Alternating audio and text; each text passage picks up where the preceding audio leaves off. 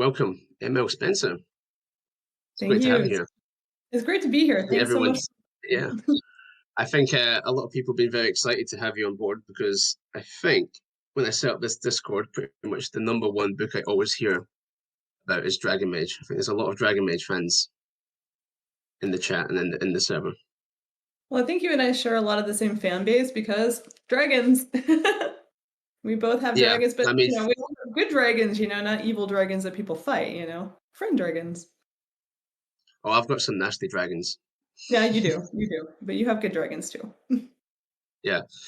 I mean, for people probably don't necessarily understand or know how the Amazon system works, but there's this thing called also box where Amazon will tell you on the page where you buy the book what like other people are buying, you know.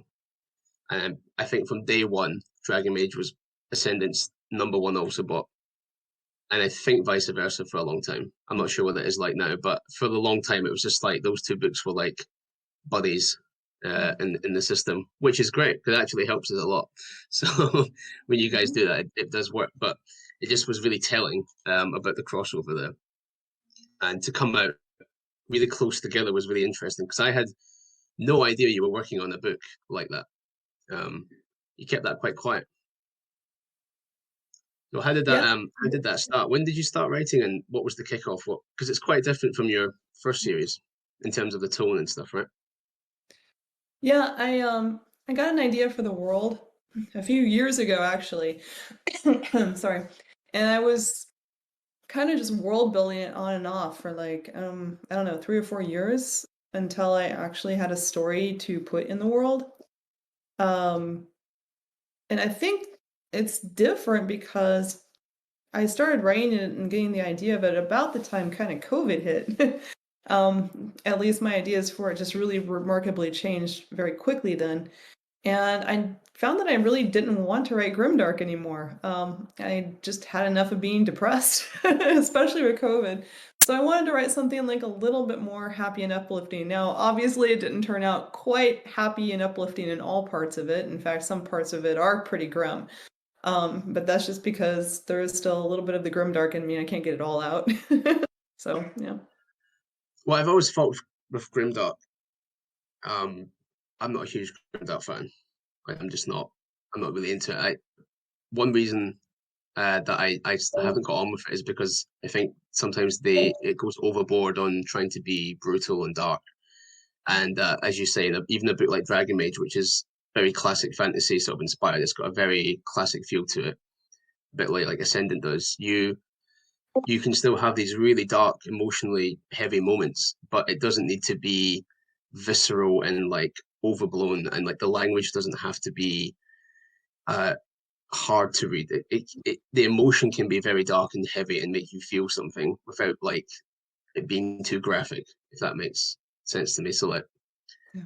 that's where I've always thought like I'm not sure why from it's just a personal thing. I'm not sure why Grimdark got so big for a little while or why it's such a in vogue in certain circles. Because I think you can get all the darkness you want pretty much in any kind of story if you do it well enough. If you put the emotion in properly. Yeah, no, that's true. Um, I definitely remember reading George R. R. Martin for the first time.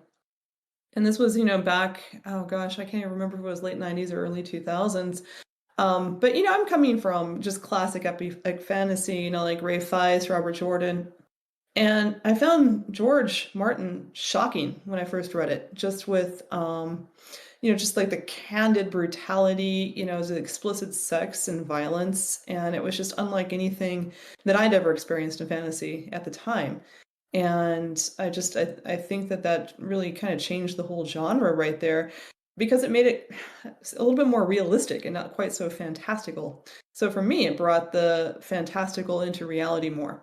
And so that's kind of when I went kind of in that direction because that kind of inspired me for a while. But along with that kind of comes this whole impending sense of gloom and doom that really hangs over the story the whole time you're reading it. And that's kind of the part that really got worn out on me. I wanted more happiness. You mean for A Song of Ice and Fire or just Grimdark in general? Grimdark in general, yeah, I'd had enough of it. I mean, you can only read so much before it's just like, okay, my world is dark. My I started feeling a little, It's a little a grim. little emo. Yeah. A little emo. I can see that. I guess it's interesting because maybe I just never understood it because I sort of missed it. Like I'm quite young, people tell me still, even though I don't feel it necessarily anymore. But um, I wasn't around for when Game of Thrones first came out. You know, I guess I grew up on things like Harry Potter and things. Mm. So I came to Song of Ice and Fire with the TV show. Actually, like that's when I got to it. Um, but I think like seeing like something like Lord of the Rings filmed, where you see some of that grimier bits of the reality to it, maybe always made me think, yeah, fantasy can be realistic. It doesn't. It never seemed like super shiny. It never seemed like polished or like protected like a Disney-fied version of it. That's never what I got. But maybe that's because I started there with those films and kind of moved along a bit. And there were video games and things where the things were a bit more displayed. I was never reading fantasy that was like Disney-fied a bit of a poor term Yeah. from it, but I guess I never ever felt like it was ever that light. It always had that little dark element or that little realistic element to it for me. But I never went through that process of reading some of the older stuff or going through a long series of things. And Game of Thrones being so shocking. Like Game of Thrones was kind of shocking, but wasn't like life-alteringly shocking when I got to it. It was like, oh yeah, this is excellent, but I wasn't like, oh my god, the violence, the graphic. I guess I'd already felt that in books and in film up at that point. So maybe that's why it never really got to me the way it. Maybe that's why I skipped Grimdark as a reader, potentially. Okay, definitely. I know, okay, before I got to Grimdark, for instance, I was reading things like, Anne McCaffrey, again, Robert Jordan stuff. And, in those books, you typically don't even run into like a bad word. um, I remember, one graphic scene in Robert Jordan where the IL are just getting completely pulverized. It's called Demise Wells. And that was the most brutal scene in the Eye of the entire World of Time series. And that didn't even come until book 6. And that kind of scene is just all over Grimdark. And so to me, it was a huge change. Right? Yeah, I get. I've only just thought of that as we're speaking. I'm like, I sort of haven't had that same journey as a lot of readers and writers. It sort of would be a different entry point and then a different way of going through it. Um, this is. I'm just going to take a little pause to remind everyone. I should have started with this. Forgive me. uh, you can leave questions for us in the Q&A channel, which is the text channel just up above this channel here in Discord. So you can pop a question in, either but mainly for Melinda here, and she's our guest, and we will get to them. About halfway through the chat today, we'll just be chatting like last time, like we did with Steve, bit of banter on fantasy and writing, and then we'll come to your questions at the end. And any questions that we don't get around to, we will answer them and put them in text or send you a DM or something like that. Okay, so don't worry about that. Just put the question there, and we'll get to them in a little bit. Yeah. Okay. So Grimdark, and so what's your favorite? What was your favorite Grimdark book? Oh boy. I'm thinking series is probably The Raven's Mark by Ed McDonald. He's just a Oh yeah. fantastic writer. Yeah, he's a wordsmith. So many quotable passages in there. I mean, I think I wore out the highlighter pen on my Kindle. And it's just a very compelling story with a really great anti-hero. So I highly, highly recommend it. I think I have it. I'm going to grab a copy from my shelf for people to see. I think I've got it.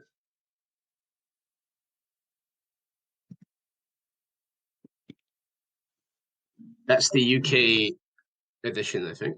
Don't know what the US one looks like off the top of my head, but that's what she's talking about, everyone. I think that's what I have Yeah, actually. Blackwing. Yeah. I think so. Well, I don't actually have a physical copy. I read mostly Kindle nowadays, so that's one I actually probably should get in physical. I literally have like one bookshelf in my life, which is sad because I used to have like 20. And it contains an entire row of Robert Jordan first editions. C.S. Friedman, first editions, and then all of my like little indie author friends, and that's all I have. I've reduced my life and I don't know. simplified it a lot. It's good saving the paper, saving the space, right? Yeah. We're in the yeah. I mean that bookshelf there is quite full. I go to a lot of whenever you go to a convention, at least in the UK, whenever you go to a book convention or any kind of writing event in London, they're always shoving books at you. So there's a lot of books up there that I just have picked up. I've never read. I've not read a lot of those, but a lot of them have read. But you fill up on all these free books that you never get around to reading, and I feel kind of bad, but I also don't want to throw them out either. They're kind of like little tokens of like places I've been or like events I was at. Um, I actually listen to my books these days. Um, I'm a huge audio person, so my audio library is like bigger. You know, it's going to be the thing that keeps growing and growing. Getting the physical stuff is rare. I tend not to get the physical copies. See, I'm always really busy and I hardly ever listen to audio. Ascendance, I think, is actually one of the first audiobooks I listened to. And I only did that because it was COVID and I was outside gardening. And I'm like, okay, Right? I'm Yeah. gonna listen to this while I'm gardening. And so that's how your book got read, through many, many weeds. Yeah, that's the beauty of audio. I love it. I find this is going to sound pretty terrible, I think, but if I'm just sitting down, if I get something out to read, I start to feel kind of guilty. I feel like I should be doing something, anything else. I probably should be working or something like that. And I find it hard to focus on a book for a long time because I just get this nagging itch of like almost like guilt, which is terrible. But if I'm listening, I'm usually cooking or at the gym or going for a walk or whatever it is, like going shopping, doing chores, but I can be listening then, and it's fine. It's part of it. And a sign of a really good book for me on audio is when I kind of look forward to doing chores because then I get to put the audiobook back in.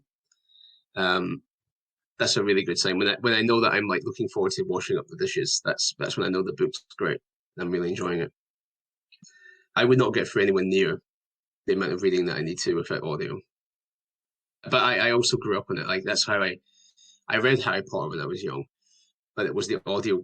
I think I read each book once at release because the books would come overnight on delivery, or whatever, so we'd have them. But I didn't all backwards, and I mostly listened to everything. That Alex Rider as well, that kind of teenage spy one, um, was audio back player. Uh, uh, so I found it just find it better.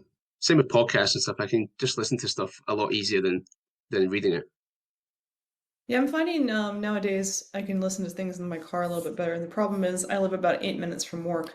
And so that's not a lot of car time usually. But if I'm actually going some places, yeah, I'll drop in like a podcast and stuff like that. And that's usually what I'm listening to. All right, so you still have a day job, yeah? I do. I have a day job. I'm a science slash medical academy teacher at a high school. And it's a lot of fun. The kids keep me sane. And I don't think I would ever kind of want to quit it, even just for writing all day. Um, COVID kept me in, for a whole year, and I miss that interaction so badly. And when I finally got back into the classroom, I just really realized how much I appreciate having that job. I wouldn't want to stay home all day. That's great. I mean, but I think it's really reassuring for a lot of people. A lot of people here are writers as well, I think, and aspiring, starting some projects and things. And so I think sometimes it's great to hear from people who are clearly having success but still work a day job or want to keep their day job and to ask you like, how do you get the writing done? Like what's like a good tip that you found working on it for so long? Because it's been a few years since I had a day job, and I just can't imagine going back. I I was working flat out all the time on both ends, and it burnt me out severely, I think. So being full time is necessary for me, but you've been able to make it work. Um, it's how have you done that? Like, what's the secret? Um, well, I did probably burn myself out hugely, but I think what my secret is I wake up usually around 4 a.m. and I write because that's when I'm fresh and that's when the house is quiet 4 and a.m. Oh my god. I get a lot of thinking done. So I write between 4 a.m. and 7 a.m., and that's when I go to work. And by that time, I've usually got most of the words in that I need to get in for the day. And so it's just pretty much like cleaning up and getting ideas for tomorrow, the next day when I get home from work, and then I can have like the evening off. So that's kind of what's keeping me sane. Oh god, that's efficient. Do you have a set target that you try to reach in word count, or is it just however much you can get done? I try to write one chapter a day, which for me averages 2,700 words a day, which isn't much. So it's really doable. That's better than I do, to be honest. I'm happy if I get to 2,000, honestly. So if you can do that a day, doing what you do, that's crazy to me. Like I'm worried I'm very slow. That's what I worry about. Because at 2,000 words, I'm delighted, honestly. Well, Um, to I, be I to go be back very over things so much. oh, to be very truthful, I have not been meeting my goals in the last couple of months. It's been a rocky last couple of months for me. So I've taken quite a few days off and I've struggled to kind of meet my word goal, which is sad because that's a word goal I've been able to keep for many, many years. And it's a little disappointing to me that I haven't been able to, but hopefully I'll get back. I'm starting to actually. The last week or so, I've been, doing pretty good. So. But that's great. But it's also worth letting people know about that, because sometimes it all sounds too rosy, I think, and yeah, sometimes we run into struggles like anyone else. It's not like super easy for us to just crank out words. Yeah. You can hit difficult patches. Like I think I talked about this on just messaging with you recently, but saying that Ascendant took me like 18 months. Like I like to try and put out a book a year. Ascendant took me something like 18 months, might have been 19 months from like start to release, which was much, much longer than anything I had before. And yeah, I felt bad because some people are putting out like 6 books a year, and here I am struggling to get one book out, miss a year, and it wasn't like it was crazy long. It was long, but it wasn't like insanely long. It just kind of, I had bad health in the way and other things, but it was just a struggle. Like it was just a hard thing to start. It was a fresh series. Um, I don't know if this is maybe it's the sequel issue that can sometimes slow people down. For me, it was starting Ascendant after Dragon's Blade, and I had a book in between that, but sort of Dragon's Blade was all in my head for a long time. I kind of pour it out, and then I'm like, okay, I've got to start all over again, totally from fresh. And it was just really, really hard. Um, are you finding that that's maybe what's happening with the sequel a little bit right now? Just like there's a kind Oh, of like a yeah, it's hugely what happened. I was world building Dragon Mage, like I said, for years. When I finally got the idea of the story to put into that world, it just, oh my God, it lit me on fire and it just spewed out. I mean, I literally did write a chapter a day on that book. So it's 100 chapters in 100 days. Boom, boom, boom, boom, boom. It was pretty amazing. But then when it and went it's a big book. yeah, it's a big book. So yeah, so that just kind of like just I vomited that book. When it came time to write the sequel, I actually hadn't planned on writing the sequel. I had wrapped up the story really well. I had really only maybe just a couple of ideas of where I can go, and they were all very, like, I guess big ideas, like I want to end up here eventually, but I had no idea how to get there. And so I had to come up with everything. And not only that, but I'm kind of having to world build a whole kind of new world in there, no spoilers, but I'm doing all that world building that I'd already done over years. I'm trying to do it now while writing the book, and that's really bogging me down right there because a lot of research, a Yeah, lot of research goes yeah. into what world I building. think I think that sounds like a bit of. I think that sounds like what I had with Ascendant. You're kind of almost restarting it in some ways, although it's not a total restart. It's like doing it all again, but without that sense of it just being locked up there, and then you tap it, and then it comes out really fast. It's much more building it as you go, and like yeah, I mean that was hard. I mean, writing Unbound felt hard. The pressure felt more, but a lot had been set up. I didn't have to think about certain elements. A lot has been established. So I did more elements to come into the book and stuff, but it wasn't hard in the world building sense. It wasn't hard in the magic system sense. A lot of that had been blood, sweat, and tears was done, you know. Um, so I totally know where you're coming from. It's tough, and you know, Yeah. I can say And is that's don't feel nice. bad. We all suffer. We all suffer. Other than Will White, I'm sure he. Yeah, yeah, I'm sure Will White does not suffer at all. That And poor that's the guy nice. had a break this year, didn't he? I think yeah. Even Will had to take a break. So uh, And you know what? That says something. Well, Will works very hard. My goodness, he really does. So yeah, I'll give him that break. I will. yeah, it's not.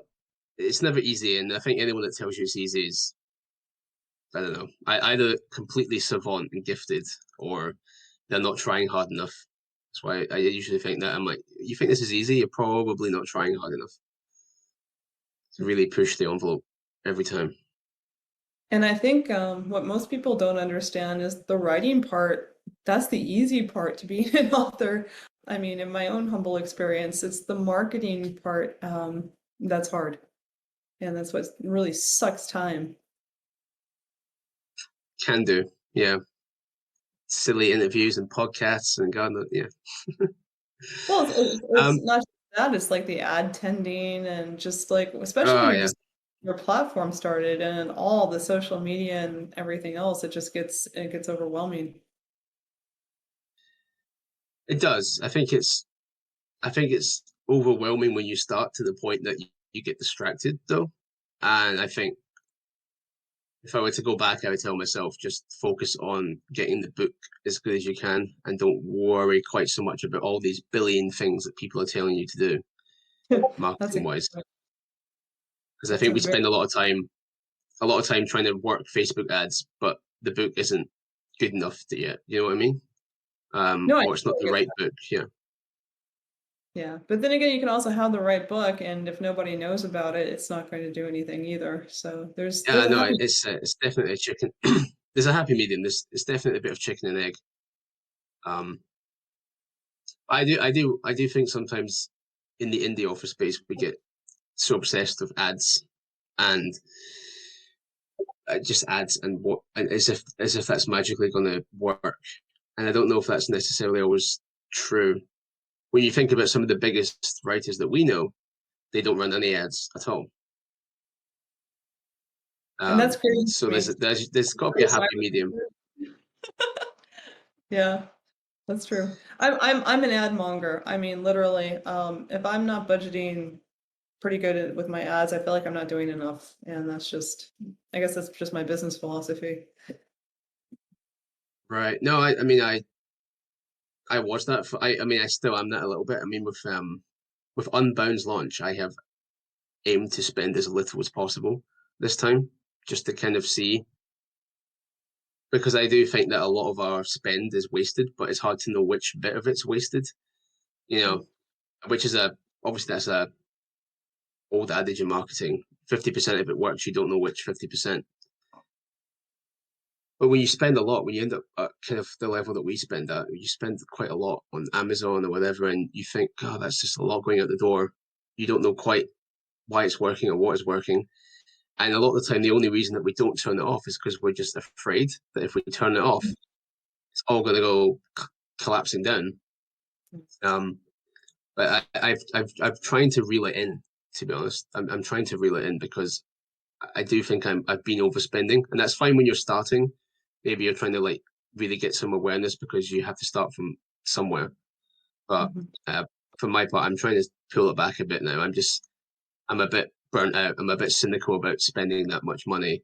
Um, when I hope at this point that something like Songs of Chaos has an audience that will pick it up.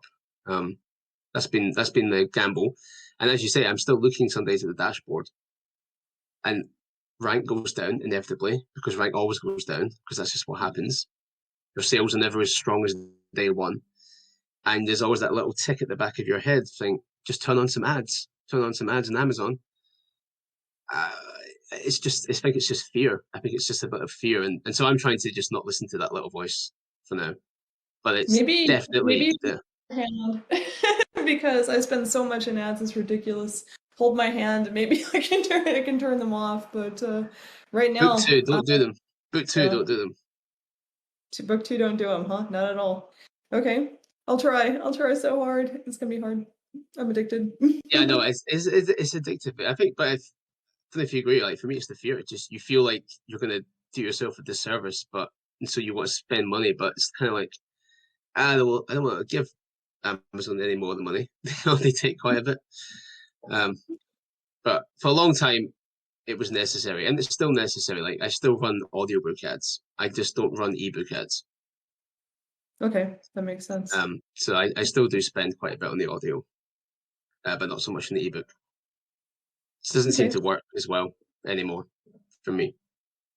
gotcha. Well, maybe I'll turn them off for a few days, see what happens. I might be pleasantly surprised.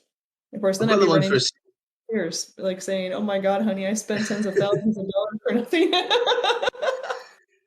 yeah. I don't He even would want to think about it. You know, I'm just like that. I've spent that now. It's done. It's gone. Bezos has it now. He's probably buying rocket ship parts with it. Yeah, I'm sure he is. I probably bought half his Yeah. rocket ship, I think. I do have some very lightweight AMS ads for Ascendant, but we're talking like 40 cents bids, and they spend like $12 a day. So it's almost nothing. And the only reason I don't do it is because I'm just that little bit of fear, like I say, just keeps. I'm like I should keep something going, but once it gets low enough, I'm just going to take it away and see what happens. But yeah, Okay. All right, I'll give it a um, try. I'll report back and tell you how it is. I'll yeah, frees up some time too. I'd like to just have it off my plate so I don't have to micromanage it every day. You know, That's a good point. That's a very good point.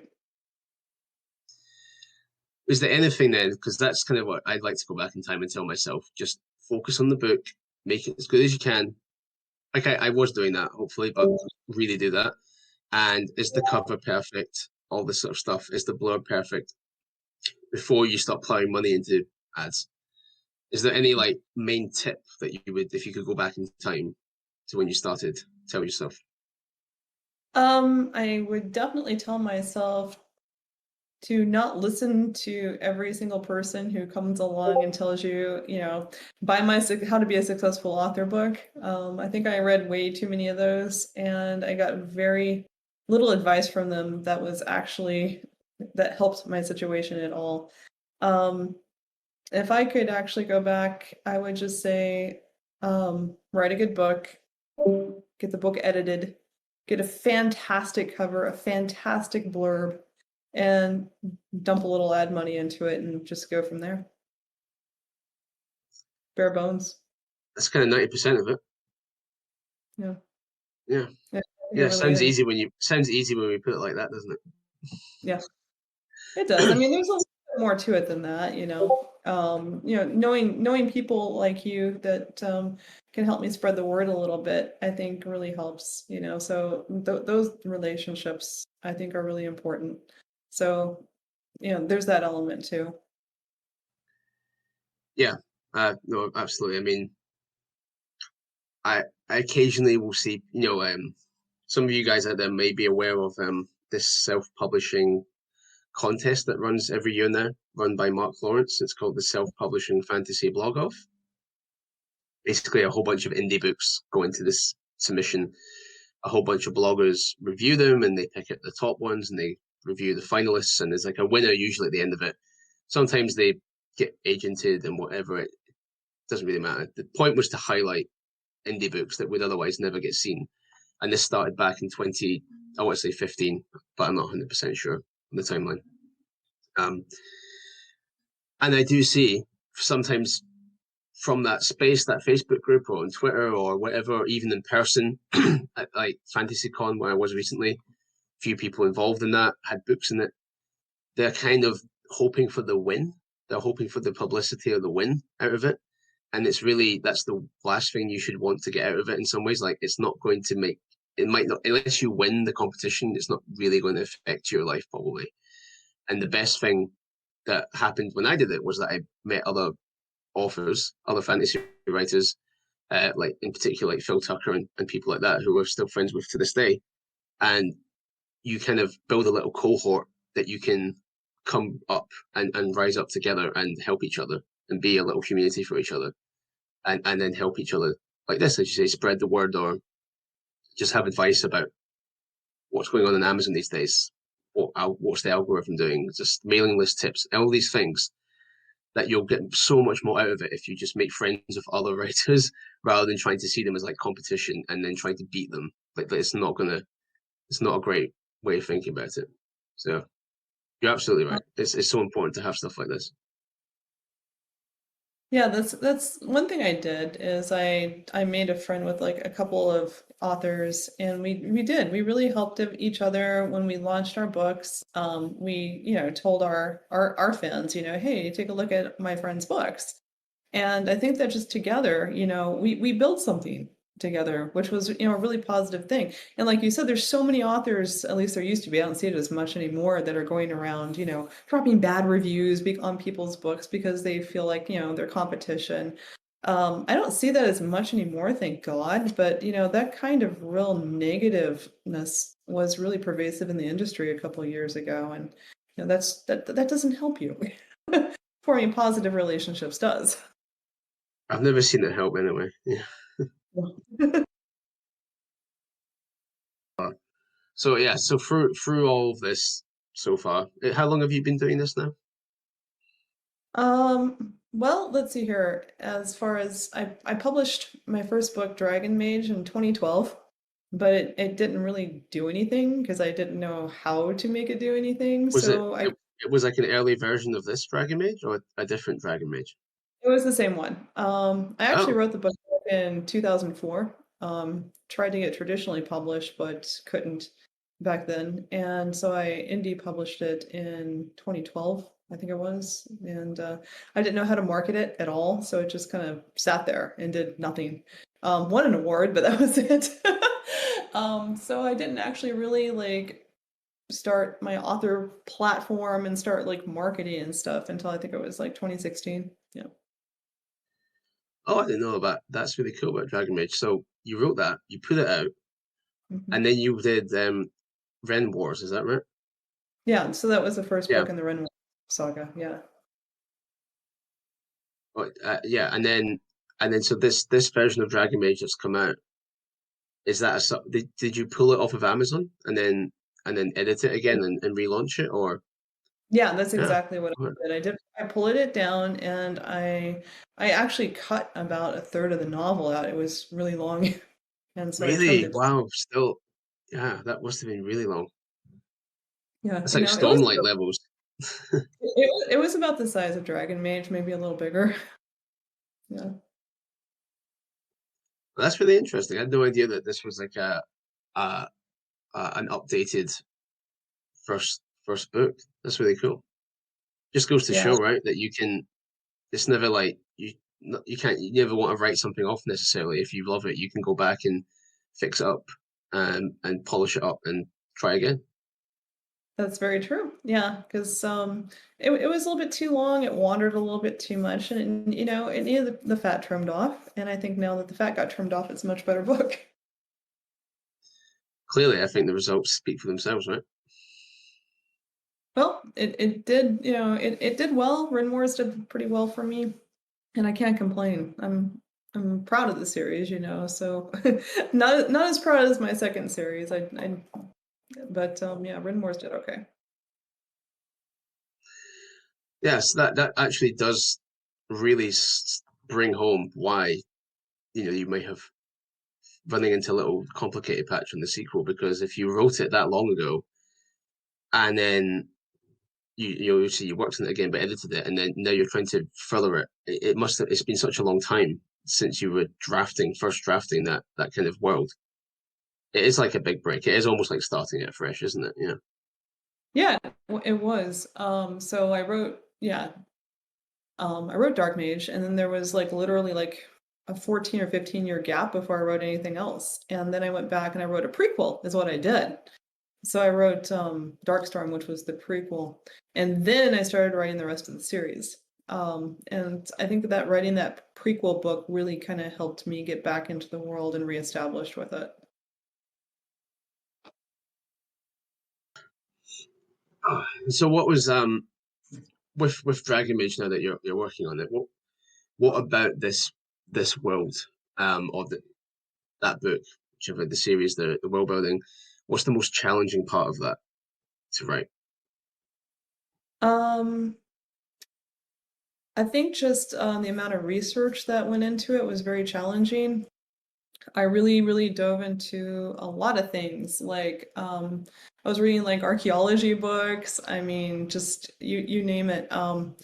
Even like the knot building was, just making knots. I was reading all these books on knots, and I was literally like sitting on the couch at night making knots. Just trying to like understand, Aram's world and where he came from and the magic system and everything. I was diving into mathematical knots. I mean, you name it. So that was very challenging. It took a lot of time.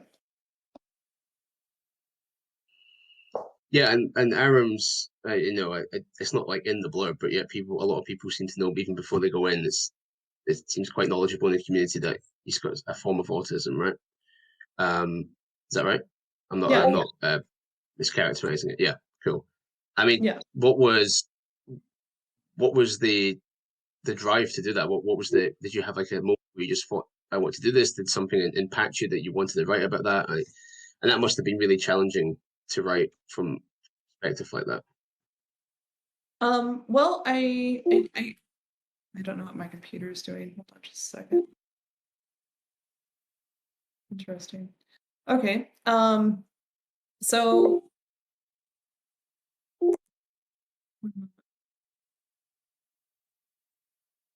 Is it something, shouting at you?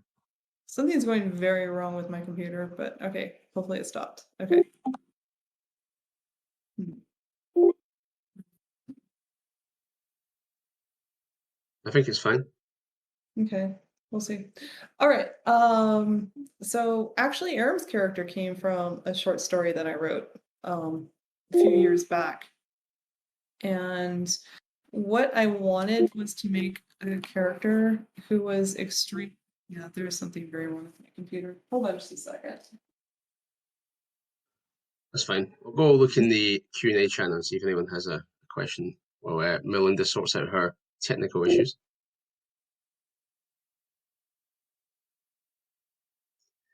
There's a lot of Dragon Mage questions here. Oh, there's one for me. Nice. All right, Elric Dragonwing asks how I came up with the idea for a moon dragon or lunar dragon. I can't really remember.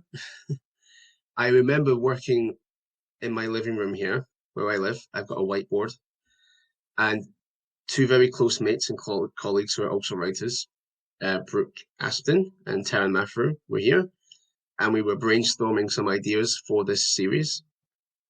And we were kind of stuck on the question of what will be the Ash's magic, because it has to be special, right? It can't just be fire or like water. It has to be something a little more interesting. And we wrote up loads of power types, and we were like thinking of all kinds of interesting things, and somehow out of that, it kind of came. It would be Moon. I think. I think partly what happened was I wanted to kind of make Holt almost like a paladin dragon rider, because I knew he was going to have something that might be able to affect the scourge of the blight, like cure it or banish it. So I thought, okay, so he's like a dragon rider paladin. Paladins use light, but it can't be holy light because there's no religion in this world building. So sunlight, that might be a bit too obvious. What about moonlight? And then moonlight seemed to marry up really well with the idea of blindness, because darkness and the moon and like Ash is white and the moon is. I just it just sort of clicked then. I do think the main impetus was we want to make a dragon rider paladin kind of hybrid class sort of fantasy, and so light based magic, and then the moon's the most obvious choice for someone like Ash. I think it just suited too perfectly. It couldn't be. I can't imagine it as anything else now. It has to be he has to be a lunar dragon, right? What else would he be? Okay, I'm just How you doing trying. there, Melinda? You got your audio? Can you hear me? Can you hear me at all? Yeah, yeah, Okay, perfect. cool. I think I got it under control. I have no idea what happened. That was the strangest thing, but It I'm sounds back. good. I don't hear anything. I don't hear Yeah. anything from your computer, so that's fine. Okay. Well, that's good. Okay, Yeah, so so we'll I continue. still D&D classes and RPG classes all the time for things. Is that something you do, or do you make everything up fresh? Me? Um, I Yeah, try to make everything up fresh as much as possible. I've never really played D&D. I know that's really sad. I tried a couple times. I tried to get my family into I've never D&D. I've never played it. I've never played it. No one. I don't know enough nerds. I don't know enough Oh, people to play really? it with. Yeah, yeah, yeah. West coast of Scotland, everyone's obsessed with football. So I was slightly odd, not liking football and just wanting to play games or read books. So so I've never actually played Dungeons and Dragons, but I've played lots of role playing games. I've played lots of MMOs, so I get a lot of the archetypes from that. And you can always look these things up. Whenever I feel like I need a little inspiration for an ability or a fighting style, I turn to places like D&D, like just the rules and the outlines on like the wikis, just to get a first impression about how something might feel.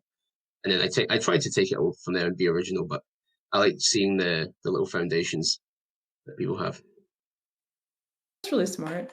I actually was doing a little bit of research on magic systems for this book because I'm trying to harden my magic system up a little bit. And so I was kind of looking at Brandon Sanderson and how he organizes his magic system. And then I was going to, it was actually like a really cool site which kind of categorizes like literally like hundreds of different like types of magic that it's identified and tries to like categorize it and put it into a hierarchy and stuff. And I was looking through that thinking, wow, this is extraordinary. Really cool. There's some like types of magic in there that I'd never even thought about. So that was cool. Yeah, I mean, you can have everything, right? You can have it all the way from um Bernard Cornwell book where the characters it's like historical fiction. So we know there's no magic because it's historical fiction, but the characters believe there's magic. And so they act in ways that they think magic is real, and we think, oh, it's just coincidence, or they've done something they don't understand why they've done it, but they believe it's magic, and so it may as well be magic to them. That's like a Mhm. kind of weird and interesting soft system which you could play with in fantasy. You could almost go that far, all the way up to like this. I mean, all the way towards like RPG, I suppose, but all the way through to the much more hardcore progression based stuff that we see now. That's been really popular. There's just so much, which is great because everyone likes like something slightly different. I think it's nice that some of these more harder systems are coming through because it suits my taste as someone that likes RPG games and sort of looking at the how to exploit something or um, min max and stuff. It's really interesting. It's really cool to see a character go through that journey. I think it readers can really get into it a little bit more if you have a harder magic system with, more rules that people actually like understand. And like you said, exploits of the rules and stuff like that. I think that that's, I don't know. I think that readers actually really enjoy that a lot too. I think so. I think like if you uh, can write it so that people can kind of guess, but you're just one step ahead of them, they're not like 10 steps ahead of them. Mm. And so that when they get to the point, they're like, "Oh yeah, I thought that might be the way, or I should have seen that." I think that's the secret sauce. I love it when I'm reading a book and that's what's happening. I can kind of sense where it's going, and I make then the author sort of follows up as if they're very they're winking and they know what I'm thinking too. I do like that a lot, absolutely. Um, so I think we've gone through for almost an hour. Shall we have a look at some of the Q&As that people have left for you? Sure. Some of the questions. Let's see. Would Oops, you can like you to still look at see them? me? Yes, yeah. Okay, Do cool. you want to pick them out, or I can pick them out? It's up to you. I can look at them. Okay, so Go the for it. first one says, how you came up with the idea for this underworld living side by side with two distinctly different cultures, etc. Okay, that idea actually came a few years back. I was just drawing a fantasy map, And, just at the beginning of every, like, map that you ever draw, you draw the coastline. And then I was presented with a challenge. Where should the water be? Should it be on this side of the line or that side of the line? And I started thinking, wow, wouldn't that be like a cool idea concept to have like a world where like the water was the land and then another half where the land was the water? And so I kind of like played with that concept for a while and I'm like, oh, that's not working for me. So that's when I came up with the okay, we'll just, we'll split the world and we'll put magic over here and no magic over there and kind of compare and contrast those two worlds and what it would be like. And that's kind of where I got the idea for the Sundered World. Um, so that was that. Let's see here. After That's a having very written the good world series, building concept. what's that? That's very good world building. That It was a lot of wish I fun. had It more of it. really was. Yeah, It's cool because I can do like a lot of like really hyper realistic things in like one world, and then a lot of like super hyper fantastical things in the other world, and it was really fun to play on that kind of spectrum there. yeah. You get both. Um, Yeah, almost like different planes of existence and stuff like that. It's cool. it was a lot of fun. Okay, this one says, after having written a series previously, how do you still stop yourself subconsciously or consciously making the second series resemble or taking too much influence from the first series? To have its own sense of character or personality. Wow, that's almost like having like two children that are very different, and you would really never mistake one for the other, I guess. My two children, Renoirs and Rivenworld, are two very different children. The main characters are just like night and day. Aram is a very like hopeful, kind, considerate, wonderful person. He would do anything for you. Whereas my Renwar's character, he's dark, he's like dismal, he's gloomy, he's arrogant, he's everything that Aram is not. And so it would be hard for me to really take from one series and try to put it into the other, if that makes sense. Um, I let's think see that here. I think that's a cool point where it's really because the main character is so different, right? That the tone of the story and the world is going to often be dictated by that main character. And so if those are divergent enough, everything's going to blossom from there because you're not going to have the same world as Renoir's with a character like Aram necessarily, or at least not the tone of the story. The voice of the story is going to be very different, and so everything will feel a little different. So as long as the characters are different, and they should be different in some way, I don't think that would ever be a major problem. I think I worried about that a little bit with starting off with Ascendant, and was the tone different enough and stuff. But the characters were so different from that in Dragon's Blade that everything became different. Like the whole tone of the story and his decisions. Yeah, it's I probably a think good. go ahead. Go on. I'm sorry. No, I was just Oh, I was rambling on just there. So you go on. I have a really hard time on video chat knowing when like somebody's speaking or not, so I apologize if I'm walking all over you. It's not just you, I do it to everybody.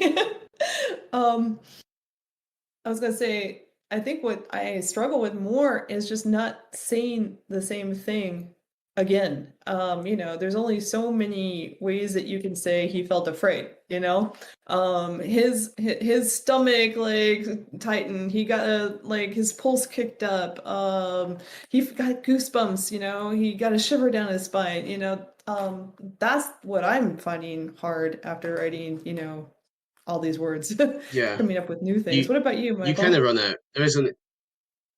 Oh yeah, I mean the same. I mean I think it's the hardest when it comes to combat stuff. There's only so many ways you can describe someone fighting. Like you're going to repeat phrases, and you're also going to say something that a billion other people have said because there's just only so many ways you can get some of those mechanics of action across. Um, and like simple things like because if you're describing how a character is feeling through body language, there's only so many ways that you can say that clearly. I think sometimes you don't want to maybe you only run the risk of trying to be so elaborate and different that no one knows what you mean. either. So Yeah. yeah, yeah, I feel that all the time. I even do it within the book. Sometimes there's like a phrase that I've put in as a description or a way to describe someone's voice or whatever it may be. And I enjoy it so much, and I think it's so great. I end up doing it in like 4 times throughout the book, and then like in Yeah. edits, I have to catch that, or like a copy editor says you've repeated this 3 times. I'm like, oh yeah, I really like that phrase clearly. So it happens even in the same book. Never mind Yeah, series. I think we all do that though. I think for every book I've got like my favorite word. Um, I think like I remember like one time my favorite word was like jog. Everybody was jogging everywhere, and my editor started getting really funny about it. Like every time she Jog. encountered it, she would like, yeah, she would like come out with like this sarcastic thing. Oh, he jogged to his own funeral, wouldn't he? Stuff like that. I mean, it was really funny. So Jogging is jogging is quite, yeah. I haven't seen much jogging in fantasy. There's definitely that would stand out to me a little bit. Like, yeah, jogging a lot. Yeah.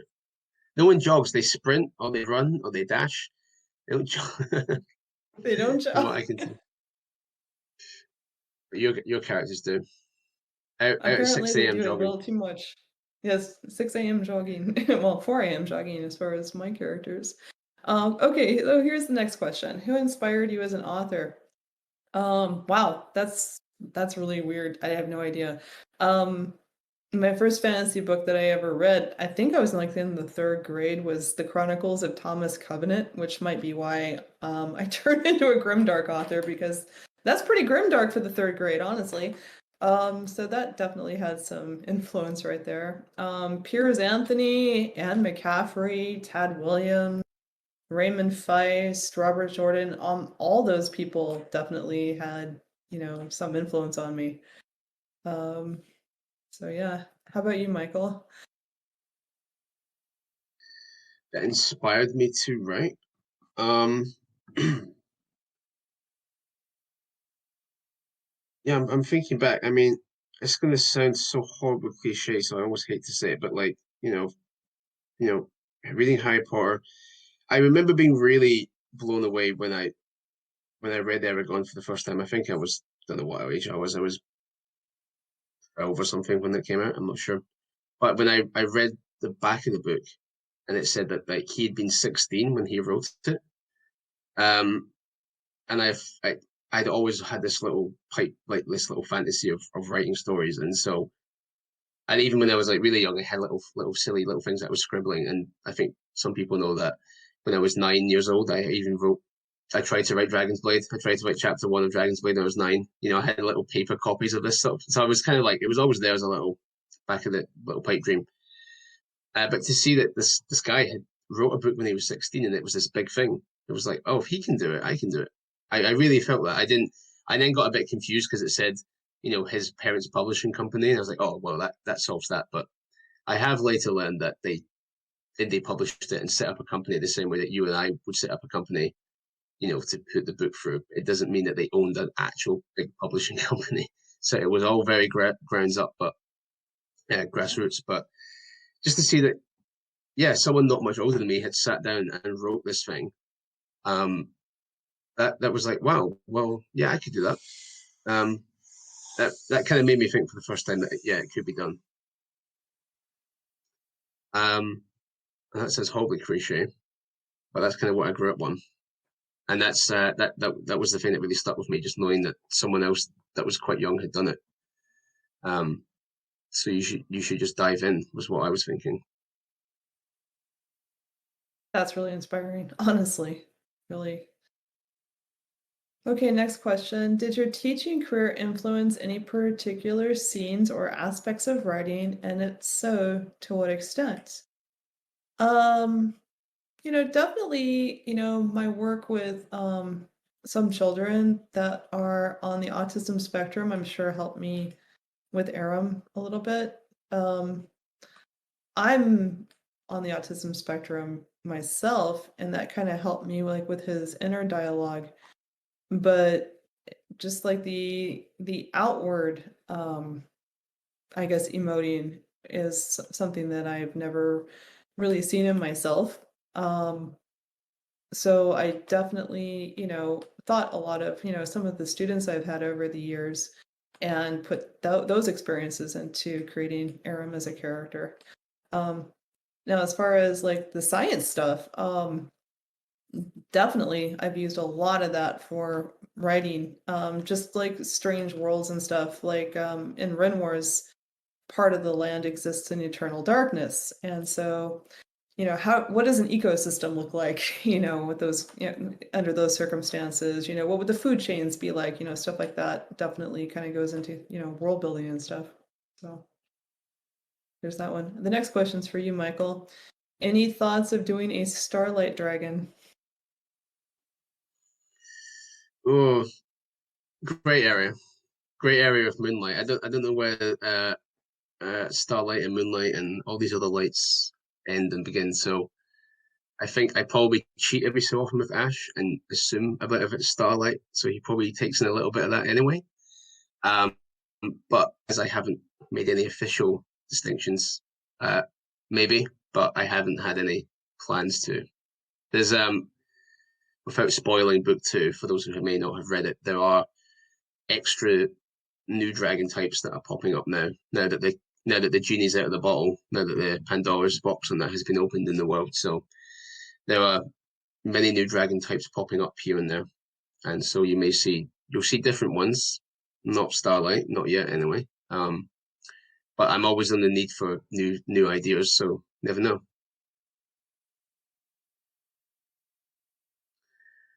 Right. I That's what think I'm all the about. next one seems a little general, Melinda, but we'll give it to you as you are our guest.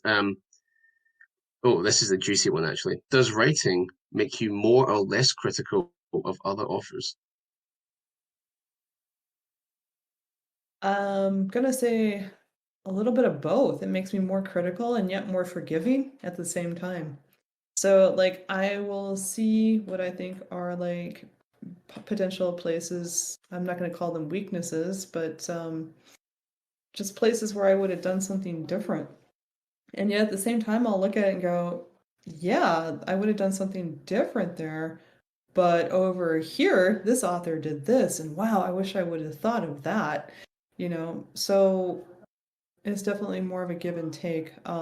So I see more things that really stick out to me, but at the same time, I can be absolutely in awe of other authors' work. Yeah, I think I'm more in awe of when it's good now. Before if I was just like enjoying something and I just knew I was enjoying it. That's one thing. Now it's a little harder for me to enjoy something and just completely let go and becoming totally immersed, whether it's a film or TV or a book. It's because I'm a little more critical eyed to it. But if something does grab me and it is amazing and I'm sucked in and I forget that I'm a writer and I'm just in it, I appreciate it so much more because it's a little bit rarer. And I'm more in awe that they managed to do that because I know that I'm going to be picky now. So when it's something's really good, I am like so in love with it, and I will just sit there and be like, I will tell people why it's so good, and they'll get annoyed. Um, Equally, yeah, I can be a bit like, I'm sure my girlfriend hates it sometimes. Something happens in it, and I'm like, oh, they're just that's bad. And like when it's a TV show or something, I pause it. I'm like, no, no, I do that too. I I'm like can't. so Yeah, bad at okay. watching TV. I'm glad it's not just me. Or I'm just like, oh, I know what No, they're doing here. I know what they're setting up. Oh no, like, I'll never forget we were watching some movie and I'm like, okay, I'm done because right now we're at X part of the story. Soon she's gonna tell him this, and then this is gonna happen. And I just like walked out of the room. I came back an hour later and they were just looking at me like, yeah, that's how the story went. Like, that's because it's, completely cookie cutter. I'm like, oh God. So yeah, I'm a pain in the butt to watch stuff with, I will say. I can't Yeah. really speak. I mean, I like to follow structures, but I think if you do it well enough, people forget. It's when it's like a bit clumsily done, and then you really you see sort of through the window pane. You see the blueprint rather than seeing the thing. Um, yeah, I'm so yeah. I think I am more I am more critical in that I'm if I'm not enjoying something, I just will stop now. I don't force myself to finish. You know, I'm sorry, somebody has rung my doorbell now 3 times, and I could think Oh, they can hear me. I'm gonna go check on that. I'll be right you back. go check on that. I'll have a little look in the here now. Yeah, so guys, I mean, I'm probably a pain in the ass to be a friend with watching TV because I'll just mouth off about something I don't like about it. But if it's really good, I'll also gush about how amazing it is until you're bored of hearing that too. So that's the beauty of being friends with people who write. So I'll skip down a couple of questions. I think there's another one for me there while Melinda deals with her door. Uh, oh, it's one for both of us. Do we have plans for convention tours in the next year? Um, well, being in the UK, that makes going to the US for convention tours a lot more difficult, for obvious reasons. I do want to come to the US next year for a couple of conventions. I don't know which ones yet. I need to do some research, mainly because obviously, if I'm making a big trip over under my own steam uh, and organizing all myself, because that's what we do, is in the office, I'd like to try and find a period of time, maybe 2 weeks or so, where um, a couple of conventions line up and I can visit both or two or three or however it works. But if it comes to it, I'll pick a con and I'll come over just for that con and then come home. I do want to come to one next year in the US, mainly because I know a lot of you, like, a lot of you guys are in the US, a lot of my audience is in the US. So there's a chance that I can meet some of you all. And also, the indie author scene is actually exists in the US and it's big and it's thriving at conventions. And over here, it's just non-existent. Um, the conventions here can still be fun, but there's very few indie authors, and sometimes they're there, but you don't know they're there because they're much shyer about it and they're a bit quieter. And the conventions haven't necessarily caught up to indie publishing, so there's not like dedicated spaces. It's not obvious that we're even present. There's not really workshops on it. There's maybe like one panel, but it's on like the first panel of the first day when everyone's just arriving. So like no one really goes. Like it's very like underground. It's kind of like an underground movement here compared to the US. So um I'm hoping to try and do something to just build that up and try to find other UK fantasy authors that are writing that are indie and convince them to come to some conventions here. If you guys are in the UK, then yeah, I will. I went to British FantasyCon this year. I'll be going next year. I'm going to go to EasterCon. That's in April, and that's in London.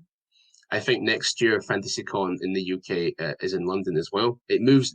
They move around the UK, but I think for some reason both EasterCon and FantasyCon are in London next year. Um, there is also one in Bristol at the end of October, but I'm not going to go to that this year, but potentially next year. So there's a few in the UK that I'll go to. I want to come to the US for one or two. I don't know, Melinda, do you know if there are any conventions in the US that kind of overlap that are close enough to each other where I could come over for 2 weeks and go to like both, or is it just they're a bit too spread out?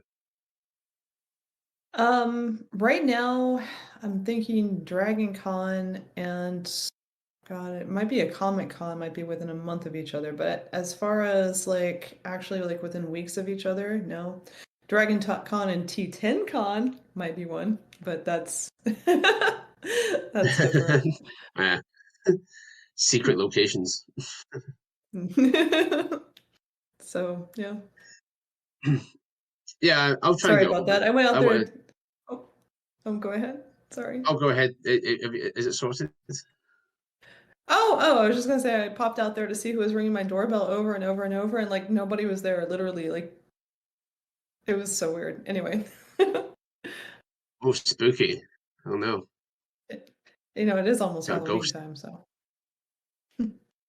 Sure. All right. This is the next question that was on here from Cosplay. Um, as an author, how much time do you make to read?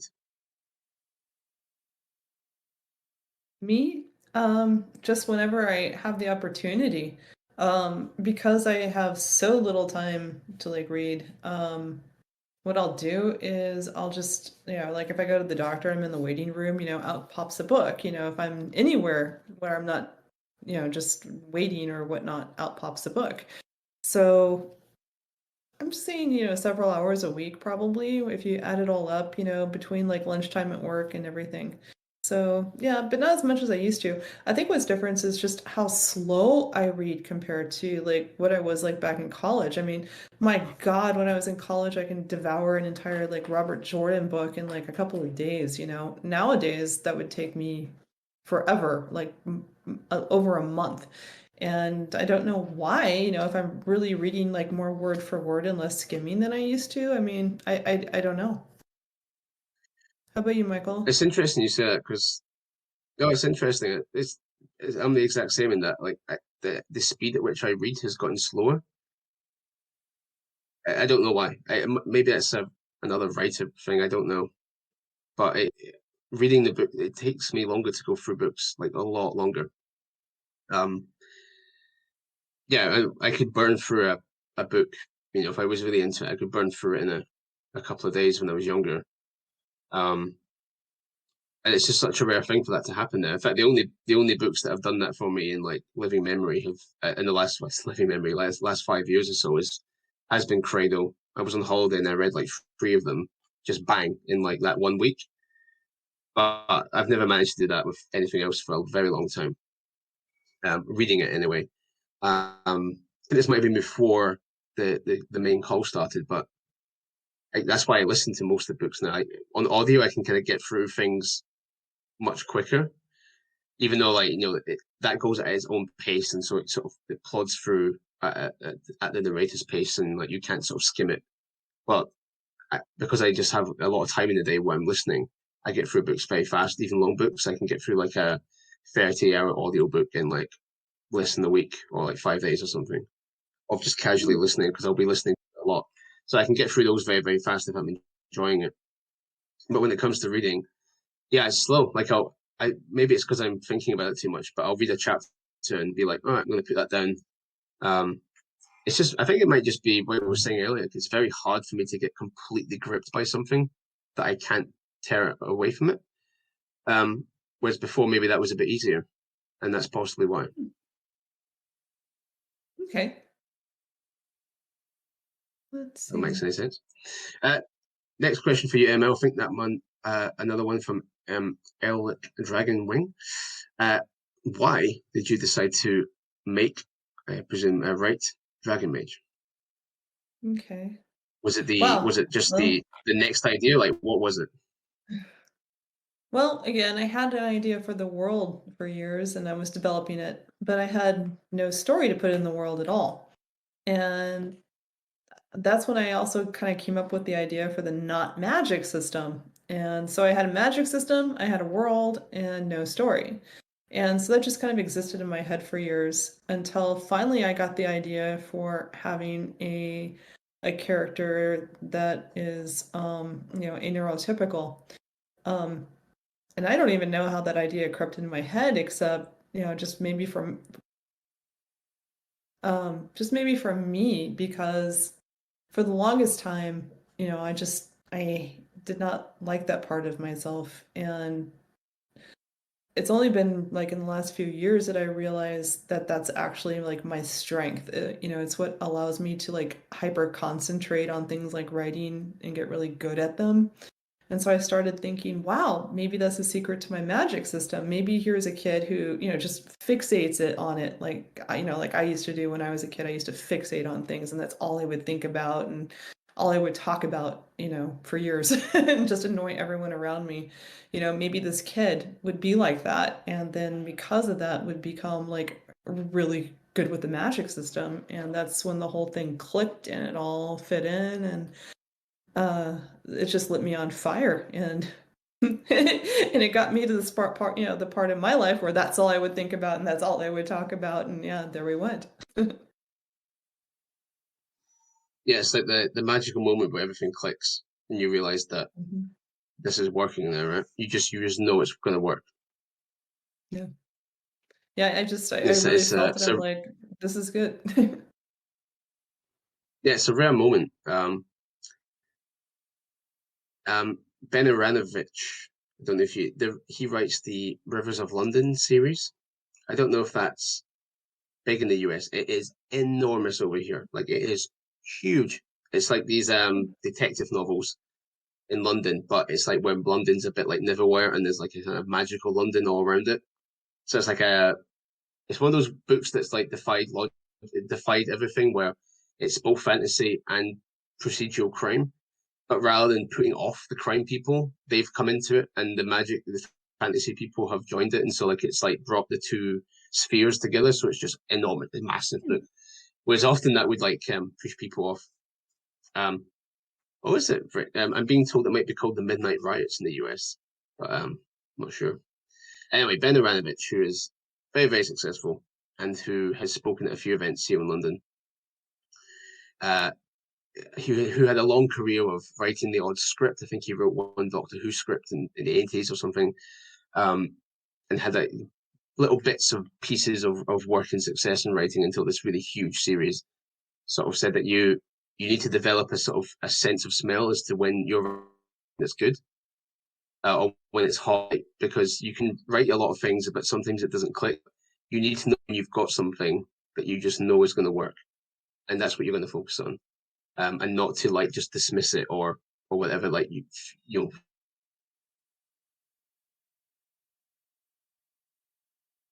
to like no, this is really good. This one's going to work. And because if you're too humble about it, you won't stick on that idea. You know, it's that like we're very hard on ourselves a lot of the time, but you need to develop that sense of knowing that what you're writing is actually good when it's good. Obviously, when it's not working, you need to also know that it's not working. You're going to fix it, but once it clicks in, you have to be like, yeah, that's that now. I can let that go. That's there. That's as good as I can make it right now. Which is a really tough one, I think, because I think a lot of people do get stuck on them either trying to write new ideas all the time or uh, not. They're almost there. It's like 90% there, but it just needs that little push. But they don't quite get it, or they don't, or they move on too soon, or they don't spend enough time working it up. Um, would you say that's just a gut feeling that you have as well? Like you just know when it's right, and when it's not right, you also know that. It really is, and I think that's a huge reason why I'm a little bit behind on my manuscript because, with book 2, I had an idea and I kinda knew where I wanted to go, and I started writing it, but it was too soon, and the idea hadn't really set in yet, and I found myself having to go back and rewrite the first 20 chapters because by the time I got to the end, I'm like, "It's not good. It's not what it should be," and, by that point, it had marinated longer and I had better ideas, so yeah, I needed that time. I shouldn't have pushed myself. Yeah, everyone's a little different. I think Sanderson talks about just writing to the end anyway, and then fixing it. I tried that on Dragon's Blade 3, and then it had a bit of a wobbly ending at first, and there's a bit of history there, which I think I've bored people with on the last call. But now, if I feel like I need to, I will go back over what I've done already and do some edits and improve it and push it into the position where I want it to be. And if I have to do that 10 times, I'll do that. If I won't just push to the end, because I think if I do that, I might leave too many potholes along the way, too many footfalls, too many little errors, too many like gaps that I just have notes like fix this, bandage this. If you have too many of those, you'll forget. And so I do try to sort of do maybe like 40,000 words, and then I usually get a bit stuck and I'll think about it. And if I need to make changes to push on, I will go back and make those changes and then push on, rather than pushing on completely, because uh, that's just how that's just how I've done it for Ascendant and for Unbound. Because I think if I push the end too fast, it will be like too thin. Like it will be the whole butter over too much bread thing. I'll sprint to the finish line, but I'll be exhausted, and a lot of the richness will be lost because I'm just trying to push through, bulldoze my way through, and it might not be right yet. And often, if I go back and work it and work it and work it, the the the line of thought becomes clearer. It comes out of the story better, and so I actually find it easier to move on. And so when I get to the end, it feels easier than it has been. The last getting to the end has been easier for Ascendant and Unbound, but the beginning and the middle have been a lot harder. Yeah. No, I feel you on that. And I'm the same way. I have to be excited about what I'm writing. If I'm not excited, then what I'm writing is not exciting. And if I know that I'm writing garbage, I just pushing on is not the good idea for me. I need to go back and I need to be proud of what I'm doing so I can get excited again. If that makes sense. Yeah, 100%. I don't. I when it's exciting, it's the best feeling in the world. It really is. When everything clicks, when you just have the perfect moment, it makes all the pain worth it. Sometimes when you just know, Yes, it like, does. oh, I like a month to get this moment, but actually now that I've got here and I've worked it and I've clicked it, it's like, oh, that's good. It's like euphoric. You've solved the problem. Something happens, and then you have to go back to sweat over it for another 2 months. But those high points really do make it a lot of fun. Mhm. Well, I just noticed the time. I didn't realize quite how long we've gone on for. Oh, yeah. Don't want to take up Oh, too much of yeah. your time, Melinda. Yeah. So I guess I'll leave. I think I will end it here, guys. Thanks very much all for coming.